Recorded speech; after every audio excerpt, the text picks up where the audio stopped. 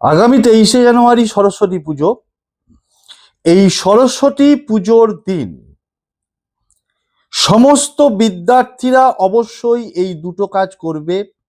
দেখবে ভালো এক্সামে মার্কস ভালো পাবে এবং জীবনের যে কোনো পরীক্ষায়, সেটা মাধ্যমিক, উচ্চ মাধ্যমিক, জয়েন্ট এন্ট্রান্স বা যারা কম্পিটিটিভ পরীক্ষা দিচ্ছে, চাকরির পরীক্ষা দিচ্ছে, ইন্টারভিউ দিচ্ছে, প্রত্যেকের জন্য বলছি কি করবে, নিজেদের মার্কস, ফোকাস এবং কনফিডেন্স, এই তিনটে জিনিসে বদল আনতে মা সরস্বতীর সামনে বসবে, পূর্ব দিকে অথবা উত্তর দিকে মুখ করে আসন বিছিয়ে বসে স্ক্রিনে একটা মন্ত্র দেখাবে, যে মন্ত্রটাকে হয় 11 বার অথবা 21 বার অথবা 51 বার জপ করবে, করে নিজের মনস্কামনা জানিয়ে প্রণাম করবে। মন্ত্রটা হচ্ছে সরস্বতী নমস্তুভ্যং বরদে কামরূপিণী বিদ্যারম্ভং করিষ্যামি সিদ্ধির ভবতু মে সদা।